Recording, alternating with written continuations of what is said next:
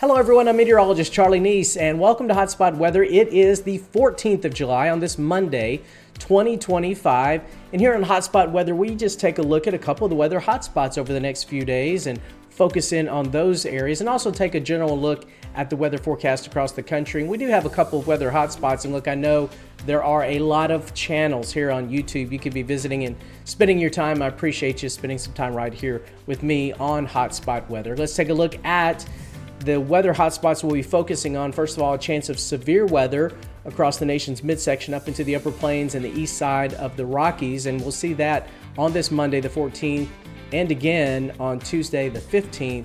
And then we're going to be focusing in on the Gulf. We are going to be seeing at least a risk of some tropical trouble down here. We've got a system that's going to be crossing Florida. And once it emerges into the Gulf, the waters are very warm. And we'll see how this develops, but the National Hurricane Center is also flagging this area as a place to watch for the risk of some tropical activity. All right, here is the hazard map across the country. Areas of green, those are flash flood watches. We are seeing it across the Northeast, and in those red boxes, flash flood warnings ongoing. We are also seeing a risk for flash flooding in Arkansas, and then more rain. It's incredible to see even more rain across central Texas, where it has been devastating. Obviously, unspeakable conditions have caused so many deaths and such tragedy there. And we're seeing more rainfall on the 14th and again likely on the 15th as well. And then back over the Rockies and onto the West Coast, we have areas of red flag warnings. That's the pink. That just means we've got dry and hot conditions along with some wind that could help to enhance fires.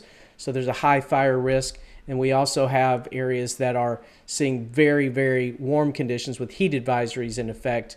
Areas that are normally hot in the summer, like parts of Nevada, we're seeing even heat high enough for them to issue these advisories. So keep that in mind if you're going to be traveling to any of these areas. As far as the risk for severe weather, we have it here across the East Coast in that area where we have the flash flood watch. We also have the risk for some strong to severe thunderstorms along the East Coast, parts of Pennsylvania back into Maryland and Virginia. Then we have other areas, a level 1 out of 5, a marginal risk along much of the rest of the East Coast through Carolinas back down into South Carolina, and then also across Tennessee, and then back into the northern plains. We have a level 2 out of 5 risk, slight risk here across South Dakota. We'll be focusing in on that here in just a moment. For tomorrow, the 15th on day 2, level 2 out of 5 for parts of South Dakota and Nebraska for a chance of severe weather, and then back up toward the Great Lakes and a level 1 outside of that. And finally, on day 3, this is as we work into Wednesday of this week, we have a marginal risk, a level 1 risk from the Great Lakes back into parts of the plains. We have a little bit of a disturbance that's helping to enhance a front in this area, helping to trigger these scattered showers and thunderstorms. That energy from the jet stream is combining with a lot of heat and a lot of moisture across this area, kind of peak conditions for summer in this area. All right, let's take a look at what the National Hurricane Center says about this system. There is a 30% chance of cyclone or some sort of tropical system development within the next 7 days. The center of it right now is on the east coast of Florida, but it looks like it'll be drifting westward as the week wears on. And depending on how close it is to the coast, now the waters over the Gulf are very warm. It depends on how quickly it can come in. It also depends on how close it is, the center of it, as it moves toward the west, how close it is to land, how quickly it may or may not develop. I'll show you a couple of different options on the models here as far as that goes, but we're certainly going to be seeing a risk of something developing in the Gulf. So if you have some plans to travel in that direction, please make sure that you are mindful of that. All right, here's the GFS, the Global Forecast System. This model is forecasting what's going to be happening over the next few days. There's our low to the east of Florida. The GFS is kind of shifting it to the west. And you can see enhanced areas of rainfall as we go into Tuesday and Wednesday, but it really doesn't form a definite circulation or anything like that. It does have this general area it's trying to focus on, but it's kind of having a hard time trying to figure out what's going to be happening with this system. It does spread a lot of rainfall across the Gulf coastal states, and then by the time we get into Wednesday night and Thursday, it tries to take whatever it does indicate that it's forming up into parts of Louisiana.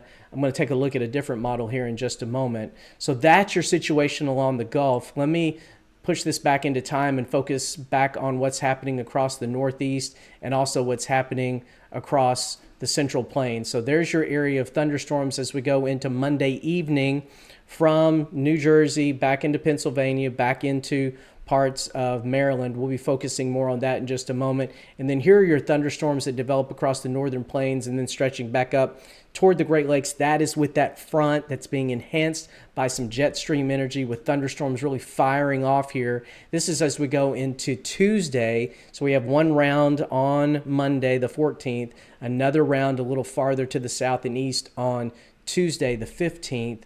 And then we see just kind of scattered showers and thunderstorms in general areas outside of that. Well, let's take a closer inspection of what's going to be going on in some particular areas. First of all, this is the ICON model. And the ICON model is taking that area of low pressure across Florida, and notice how it does start to form a circulation and strengthens it to a sub 1,000 millibar low and takes it up into Louisiana. Now this is at 6 o'clock in the evening or 7 o'clock in the evening on Friday the 18th. So that's what that one model has. Again, the GFS doesn't have it nearly, the GFS is the global forecast system. The American model doesn't have it nearly this strong, but it's something to watch out for and something to be mindful of if you have interests along the Gulf Coast, and especially if you are into Louisiana. You want to make sure that you pay attention to all local forecasts dealing with this potential system. Again, I'm not saying this is going to happen. This is just one model that's right now calling for this. But we'll have to watch the Gulf Coast, really from the Florida Panhandle all the way back into Louisiana as we go through the rest of this week. And again, I cannot stress enough, pay attention to your local forecasts and your local watches and advisories as we go through the rest of the week. Hopefully, it won't develop into anything and it'll just kind of go away. Right now, it doesn't look like it's, even if it were to develop into something, it wouldn't have a lot of time to develop into anything strong, but we could be seeing quite a bit of rain at the very least across the Gulf Coast. All right, as far as the severe weather goes, on Monday the 14th across the Northeast as we go into the evening hours, this is at 5 o'clock in the evening, thunderstorms approaching Philadelphia. We've got some in northern Jersey and then extending back down into Virginia. Those thunderstorms could contain some hail and gusty winds. And again, we already are seeing a chance for some flash flooding across this area. And then as we go into the overnight hours, it gradually shifts off toward the east. So it does appear that Tuesday will be generally drier, but another area of thunderstorms develops behind that. That's in that level 1 out of 5 risk of severe weather as we head into Tuesday.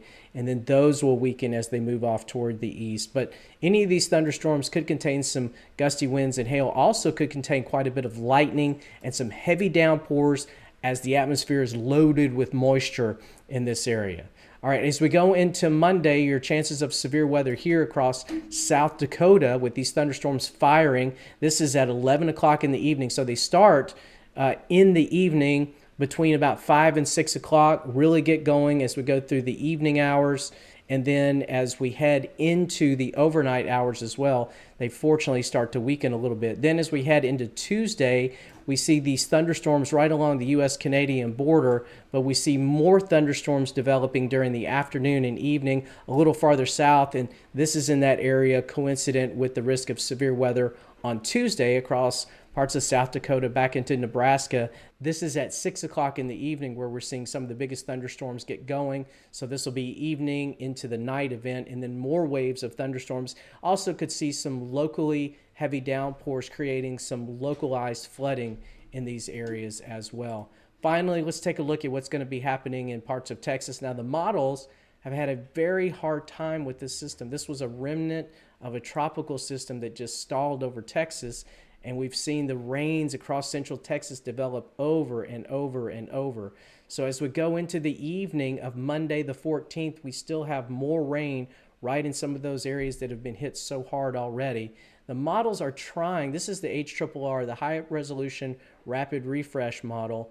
It tries to kind of weaken things as we head into the overnight Monday night, and then for the day on the 15th does have a little bit of a break, but the models again have had a very, very hard time. You're going to have to be mindful that we could still see more thunderstorms. This may be underdoing it a little bit, but it does have some thunderstorm activity, maybe just a little bit to the northwest of the areas that have been hit so hard. But this is on the 15th, Tuesday the 15th at 4 o'clock in the evening, still some thunderstorms going on. So just keep those folks in your prayers, and please pay attention to any flash flood watches and warnings that may come in effect as we go over the next few days in this area. All right, the next 8 to 14 days, how's that looking? Well, we're going to continue to see, at least according to the Climate Prediction Center, we're going to see these temperatures averaging above normal. This is, or above average. This is July 22nd to the 28th. Right in the heart of the country, we have a massive heat ridge.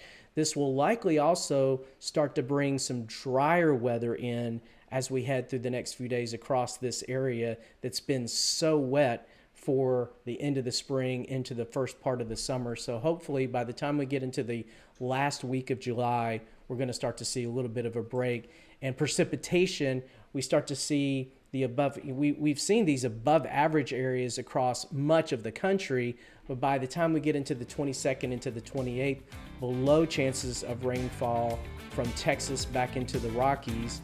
And then we do continue to see above average chances across the Gulf Coast, and then just kind of generally above from the Great Lakes and Northern Plains back into the southeast. So we'll continue to watch all of it. We'll have another update for you soon. And thanks again for visiting me here on Hotspot Weather. If you want information on helping to formulate your severe weather safety plan for your family, check out this video. Also check out my YouTube shorts with lots of fascinating facts and figures about tornadoes and also some hurricanes. Stay safe, everybody, and I'll see you soon.